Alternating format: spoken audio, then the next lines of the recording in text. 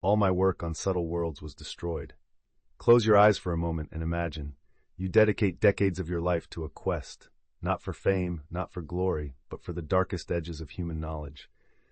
Now imagine one day arriving at your lab to find everything in ashes. Research, notes, equations, dreams, everything.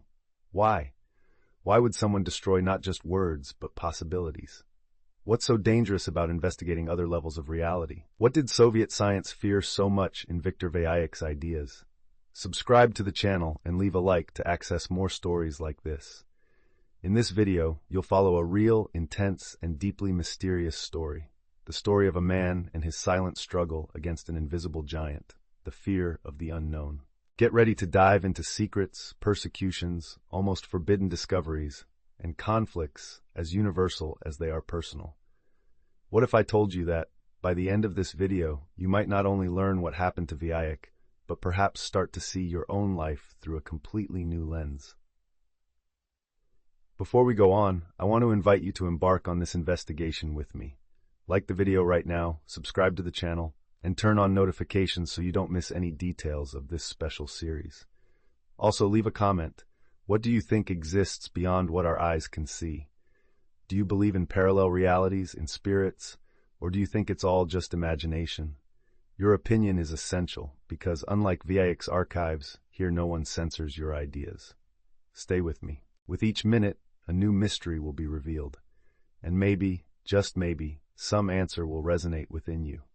Viktor Vyaik, a name almost unknown outside academic circles, and perhaps because of that, even more dangerous for the Soviet regime.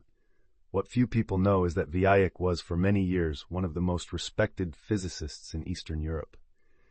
A doctor in quantum physics, responsible for notable advancements in spectroscopy and radioactivity, one of those scientists who, due to their precision and rigor, would never yield even an inch to superstition. From a young age, Viktor cultivated an almost religious faith only in what could be proven.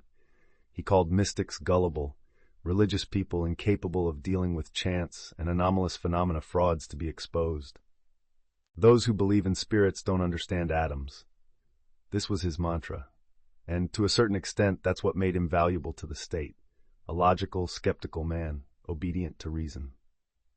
But in the heart of the Soviet Union, the days were cold and the stares even colder. The communist regime, driven by the fear of anything that threatened its narrow materialistic horizon, watched every step of its scientists. Books were handpicked, articles reviewed not only by peers but by commissars who knew more about ideology than physics. Any deviation was punished. Any mention of transcendent themes was viewed with suspicion. In this atmosphere of silent oppression, Viktor rose quickly, but lived surrounded by invisible limits. He was the perfect man for his time, brilliant, productive, incisive, and, above all, obedient to the dogma that there's nothing beyond matter, or at least that's what everyone, including himself, believed, until something changed. It was on a gray afternoon, one of those where the snow seems to muffle even the world's own noises, that Viktor saw his universe crumble. He returned to the lab after an exhausting funding meeting and found the door forced open. Papers torn on the floor, books burned, the acidic smell of paper and ink still hanging in the air. Near the window, the blackboard was scratched with insults and threats written in white chalk. No place for charlatanism here. For a second, Viktor thought of an accident. Maybe a leak, maybe some Western saboteur. But he soon realized there was no random destruction there, but a message. On his desk, carefully spared from the fire, was a party dossier, 2 typewritten pages, accusing him of unscientific conduct, spreading mystical ideas, and deviation from dialectical materialism. The weight of the state fell on his shoulders. Friends started avoiding him in the hallways. Invitations to conferences disappeared. His phone was tapped. It was as if, overnight, Viktor had become a pariah. His crime? Daring to ask, however timidly, if matter was just the surface of a much larger reality. But what many didn't know was that this suspicion, this simple question, was born not from esoteric books, but from scientific restlessness itself. Viktor sought answers for phenomena that, even in the light of physics, seemed impossible. He secretly wrote down cases of experiments that went out of control, particles that behaved impossibly, equipment that recorded oscillations for no reason, reports from veteran scientists about something strange in the air while working with certain electromagnetic fields. But the regime didn't tolerate questions. Burn books, not authors. This was the maxim, but by destroying his notes, the state also wanted to erase his restlessness. And at that point, Victor felt the pain not only of intellectual loss, but of the deepest injustice a human being can suffer, being punished not for error, but for questioning. Have you ever felt this way? Have you ever found yourself surrounded by closed doors just for thinking differently? Comment below, because stories like Victor's happen more often than we imagine. But the question persists. What idea, after all, justified such repression? It all starts with a seemingly innocent question. If matter is all that exists, why, in certain situations, does it behave as if there are invisible rules, as if it reacts to forces we can't measure? Victor, curious and meticulous, began to explore what he would later call subtle worlds. It was an attempt to describe levels of existence comparable to the layers of an onion. The surface we know, objects, people, atoms, would be just the first level. But below or beyond the visible, there would be other strata, each governed by its own laws, and perhaps accessible only through altered states of perception or sophisticated technology. He thought like this. In the macrocosm, we study planets and galaxies. In the microcosm, atoms and subatomic particles. But what if there were other domains, deeper or more subtle, where reality unfolds in ways we can't even imagine? Victor named these levels macro, micro, pico, femto, and in a bold leap also proposed not only spatial planes, but extra-dimensional ones. Think about it now. Can you imagine an object existing outside of time and space, influencing matter without ever touching it? Are we really separated from others by rigid walls, or do we navigate an invisible ocean of subtle forces, thoughts, and energy? Victor wasn't alone in his curiosity. Other geniuses, like Einstein and Bohr, had also stumbled upon these mysteries, but it was as if an iron curtain, literal and metaphorical, separated these insights from the common public. The regime didn't even allow dreaming of other possibilities. Even so, Victor took the risk. He started keeping secret diaries, comparing hidden experiments with ancient accounts. He became obsessed with observer effects and phenomena that seemed to prove that consciousness, in some subtle way, can shape reality itself. Now, pause and reflect. If these ideas are true, what would change in your worldview? Would you embark on this quest for answers, even knowing the risks? In the next section, we'll see that Victor wasn't playing philosophy. He witnessed, or rather, recorded, absolutely inexplicable phenomena that defied not only his logic, but his very sense of reality. So don't go anywhere. There's still a lot to be revealed. And remember, share this video, invite friends to the debate, and don't forget to subscribe, because the next discoveries can transform not only your understanding, but your very life experience. Perhaps the most distressing thing for a scientist isn't discovering the unknown, but facing what defies all possible explanations. And it was here, in this thin line between method and mystery, that Victor Vaiac found himself increasingly involved. In the years he kept his secret diary, hidden even from his own family, Victor began to catalog events that went beyond the limits of known physics. These weren't mere isolated cases or third-party accounts. Many he witnessed himself, others he personally investigated, and some even reached his hands thanks to the clandestine network of scholars and now curious individuals who exchanged experiences almost in whispers, like someone sharing a dangerous secret. One of the phenomena that most intrigued him was the recurrence of poltergeists in Soviet homes, especially among families afflicted by recent grief or great emotional suffering. There were meticulous reports, household utensils flying without any apparent agent, pictures changing places, electronic devices turning on and off by themselves. The strangest thing was the precision of these events, seeming to respond to the emotions of the house's occupants. In one note, Victor describes, "The more intense the sadness of those present, the stronger and more frequent the activity. Could an emotional field interact directly with the physical plane?" The experiences weren't limited to domestic phenomena. Victor also began investigating reports from lab colleagues. One of them, physicist Aaron Pavel, recounted a night when oscilloscope screens began registering chaotic patterns during the analysis of a chemical compound, nothing out of the ordinary until then. However, when everyone present simultaneously felt an intense cold sensation and a kind of pressure on their chest, Victor realized that something transcended simple equipment malfunction. To try to understand, Victor cross-referenced data, times, weather conditions, and the emotional states of those involved. He even recorded cases where, during sensory deprivation experiments in anechoic chambers, volunteers described the sensation of presences, translucent beings, sometimes familiar, others absolutely terrifying. He wondered, were these experiences linked to these subtle worlds? Were they fragments of other dimensions, interacting with our material world? And then, on a trip to the countryside to consult a peasant family devastated by sudden deaths, Victor heard a disturbing report. The grandmother, days before dying, claimed to have been visited by an angel of blue light, who delivered a message of tranquility. Curiously, during the early hours of the morning, all the clocks in the house stopped at exactly the same time. Coincidence or synchronicity of planes? Perhaps the most emblematic case was that of young Olga, the daughter of an old friend of Victor's. Olga began reporting voices whispering her name, nights with lucid dreams in which she visited unknown scenarios, and, on one dramatic occasion, wrote entire pages in a language she had never studied, but which was later recognized as an archaic form of liturgical Russian. Victor recorded everything, analyzed every sample, trying to find tangible proof of fraud or self-deception. He found none. The mystery remained. Finally, there were UFO reports, especially from military pilots forced into silence by superior orders. Objects moving illogically, disappearing from radars, reactivating disabled instruments, all under rigid police control. Victor realized that the abyss separating scientific explanation from the inexplicable was in fact becoming increasingly narrow.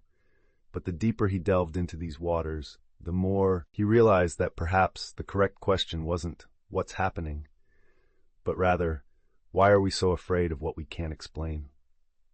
Have you ever wondered if your intuition, a sudden shiver, or the feeling of having already lived a scene are more than simple brain lapses? Inexplicable reports may be rejected by reason, but they continue to echo in the soul. And maybe you've also experienced something like this. If you have, share it in the comments. By sharing your experiences, you help break the silence surrounding phenomena as universal as they are hidden. Now, can you imagine how Victor's life changed when he realized he wasn't just facing equations, but the very boundary between science and mystery? It was precisely during this turbulent period that a turning point occurred. Victor, downhearted after another night without answers, experienced an encounter that would change not only his trajectory, but his way of seeing everything he knew. An unexpected encounter, in the place where science and spirituality are usually placed on opposite sides. A hospital. They say great transformations happen when we're forced to face our own vulnerabilities. Victor had never been seriously ill. He was rational, disciplined, never missed work due to health issues. But on a cold winter morning, he was struck by an inexplicable fever that left him bedridden for weeks. The diagnosis was uncertain, the treatment ineffective, and the doctors perplexed. Admitted to a state hospital, an aseptic, cold place, where loneliness was amplified by the echo of footsteps in the corridors, Victor experienced, perhaps for the first time, the feeling of complete powerlessness. In the bed next to him was an elderly priest, also ill, but with an impressive serenity. The contrast was striking. While Victor writhed in an incessant search for explanations, the priest seemed to calmly accept everything that happened to him, smiling even in the face of approaching death. In the long early mornings when sleep wouldn't come, Victor began to talk to that man, at first with the same skepticism as always. He wanted to prove to the priest that nothing existed beyond molecules and synapses. But the more he listened, the more his resistance crumbled. The old priest spoke of experiences almost identical to those in Victor's diaries, presences, lights, voices, premonitory dreams. Only, instead of frantically searching for an explanation, the priest spoke of trust, surrender, of mystery inhabited by meaning. One morning, while the hospital machines beeped in unison, Victor saw the priest enter a kind of trance, praying softly. Immediately afterward, the room's temperature rose a few degrees, and Victor had the distinct feeling that someone else was present. It wasn't fear, but a mixture of admiration and perplexity. the same astonishment he had reported hundreds of times in his diaries, but now experienced firsthand. The next day his fever began to subside. The surprised doctors said it was impossible, that his case defied protocols, and Victor, for the first time, felt doubt. A different kind of doubt, not the doubt of scientific method, but the doubt that arises when the impossible touches our daily lives. My own experiments began to coincide with religious accounts, he wrote in trembling letters already discharged, and suddenly the line separating science and spirituality seemed to disappear itself. Could it be that everything we've learned about the frontiers of knowledge is just a temporary agreement? What if, in trying to explain everything, we're actually closing the doors to the inexplicable? It's at this exact moment of deep questioning that Victor begins to see not just phenomena, but connections, links between the most advanced discoveries in physics and the millennial accounts of mystics and religious people. If you've also experienced an improbable coincidence, if you felt small synchronicities changing the course of your life, write in the comments. Share, because all of us, to some degree, have been visited by the inexplicable. And Victor's next step went further, accepting that perhaps there was a path of reconciliation possible between science and spirituality, and that path would be his new obsession. It was as if a veil fell from Victor's eyes.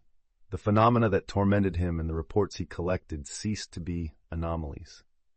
They began to compose a mosaic, still incomplete, but now recognizably part of a reality much larger than science allowed to imagine. In the weeks following the hospital, Victor delved into ancient manuscripts, texts forbidden by the regime, prohibited works, and records of religious experiences. What he found astonished him: descriptions of spheres of light, voices without mouths, out-of-body travels, all systematically reported in traditions that never communicated with each other, scattered across the world and throughout time. Comparing these accounts with the phenomena he had witnessed, Victor noticed patterns: sounds, lights, visions, sensations of presence, unexpected healings, sudden changes in fortune. Everything could be, perhaps, manifestations of contacts between subtle planes and ours. He wondered, what if everything we attribute to miracles, hauntings, or madness is in fact the expression of laws we don't yet understand? The surprise came even stronger when he recognized that advanced concepts of physics, such as quantum entanglement, non-locality, wave function collapse, echoed old philosophical and even spiritual intuitions. The observer influences the observed, says modern physics. Faith moves mountains, say mystics. Victor found himself in a dilemma: continue denying out of fear or risk integrating what seemed irreducibly separate. He chose the second path. He began, discreetly, to debate his ideas with small groups of courageous scholars and religious people. Some ridiculed him. Others, however, recognized the same signs. It was like rediscovering an old map, only now with modern tools to decipher it. What if everything we know about reality is just the surface of a deep ocean? And what if our limited senses only allow us to see the shell of the universe, while the essential remains hidden, waiting for a more attentive, more open, more courageous look? It was at this point that Victor decided not to remain silent anymore. He took the risk of being persecuted, of losing positions and honors, because for him the search for truth was already worth more than any academic position or material comfort. He once wrote, "I don't seek to destroy science, but to free it from fear. Only those who love knowledge are capable of embracing mystery." And now the question is for you. How far are you willing to expand your own limits? If reality is much vaster than what we've learned, if something greater exists, connecting each of us, what would change in your life? This is the reflection that marks the beginning of Victor Vallejac's biggest turning point. And remember, to not miss the next episodes of this fascinating story, subscribe to the channel now, share with your friends, and hit the like button. Your participation is essential to keep this space of investigation and freedom alive. If up until now Victor Vallejac's narrative seemed to involve only hypotheses, accounts, and mysterious phenomena, prepare now to witness what he considered true confirmations. After all, it's when theory meets real life, and especially the protagonist's own life, that the impossible transforms into tangible experience. After the transformative hospital episode, Victor began to be approached by all sorts of people. Discreet scientists who, behind closed doors, confessed to having witnessed something similar. Religious people who saw in him the confirmation of ancient prophecies. And especially ordinary citizens who, for the first time, felt they could tell their stories without fear of censorship or ridicule. One account deeply impacted Victor.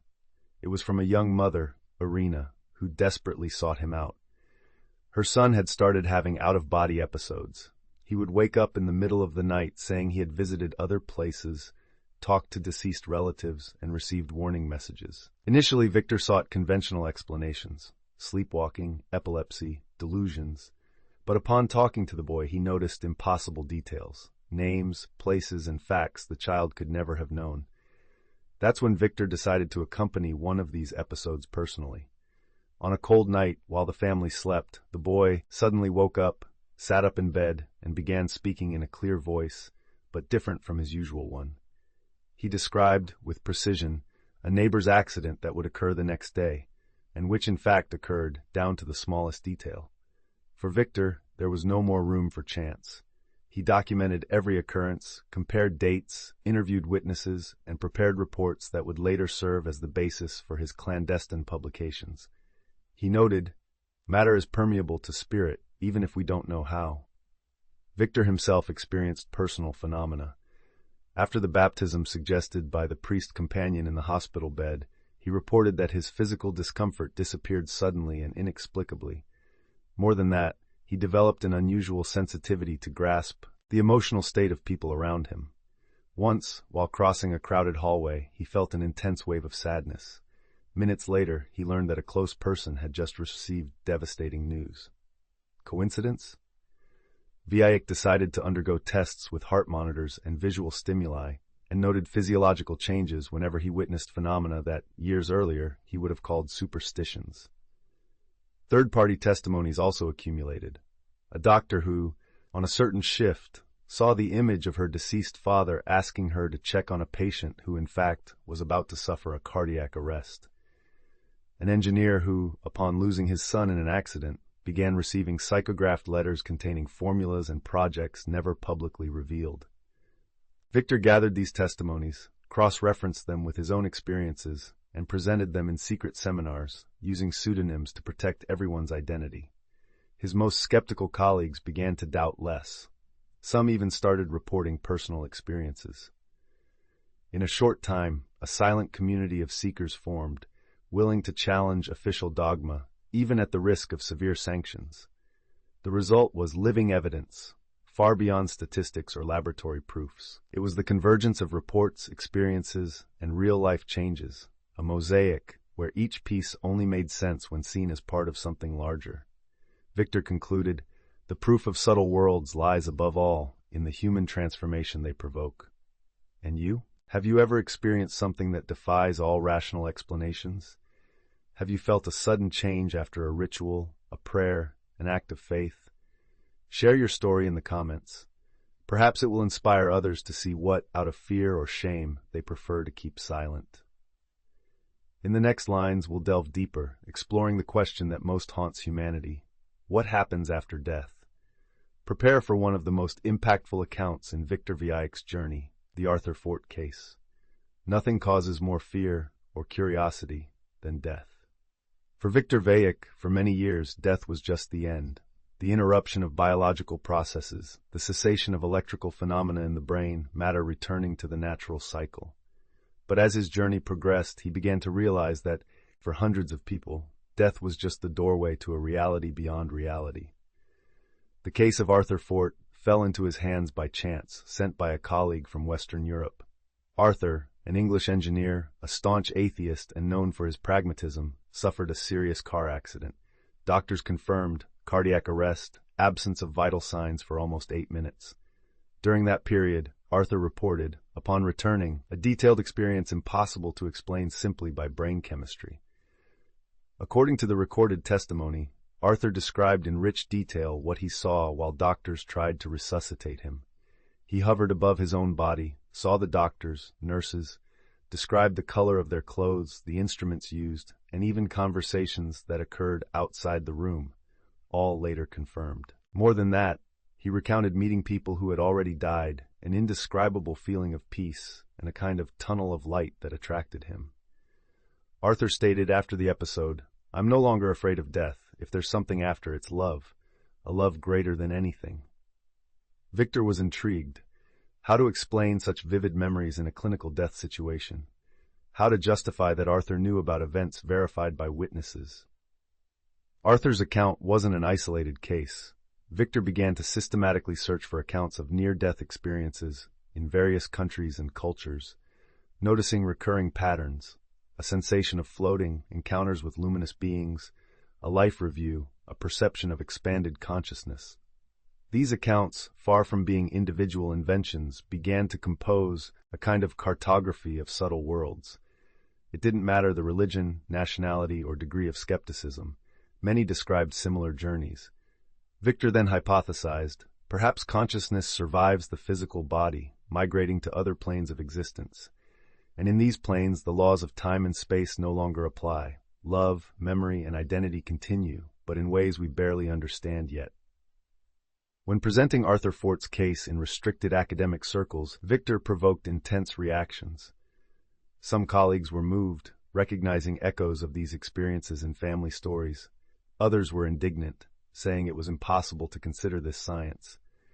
However, the repercussions were so great that, in a short time, Victor received dozens of new accounts, forming a collection he called the Archive of the Soul.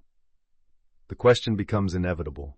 Are you afraid of what comes after death, or do you feel somewhere deep down that existence doesn't end with the last breath? Allow yourself to reflect. Perhaps the search for meaning is not just a human obsession, but a necessity inscribed in the very nature of consciousness. Victor discovered that, by facing the mystery of death, many rediscovered the courage to live more authentically, less limited by fear. The Arthur Fort case became not just proof, but an invitation to transformation. And you, what would change in your life if you were sure that consciousness continues? Have you heard or lived a similar experience? Write in the comments, share, interact. Your story is important. We've reached the highest point of this journey. A journey that began with skepticism, went through persecutions, inexplicable phenomena, encounters with the unknown, accounts of healing, near-death experiences, and ended with a profound invitation to transformation and self-knowledge. Victor Viayak's story is, above all, a mirror, a reflection of our own searches, anxieties, and questions that stubbornly remain even when the world says there are no answers. Perhaps deep down, we all know something bigger exists, a subtle field of possibilities inhabiting every corner of everyday life, waiting for a more sensitive gaze, less conditioned by fear. Do we also have dormant gifts? What if life is much more than routine, obligations, and self-imposed limits? If everything you've heard here is true, what would change in the way you live, relate, and seek meaning? What, after all, is your role in this invisible mosaic of subtle worlds? I want to invite you now to be the protagonist. Share this video with sensitive people. Send it to that skeptical friend. Bring your doubts and experiences to light in the comments. The more voices, the richer the conversation. Leave your like, subscribe to the channel, and activate the bell. Together, we'll keep this space free from censorship, open to the new, to the mystery, to the real. In the next episode, we'll explore new evidence, impactful interviews, and experiences of people who, like Victor Viayak, dared to cross the limit of the visible. Are you ready to continue this journey? Then, right below, what motivates you to seek something beyond? What was the most striking mystery of your life? Don't forget, every question is an open door, and sometimes the answer is much closer than we imagine.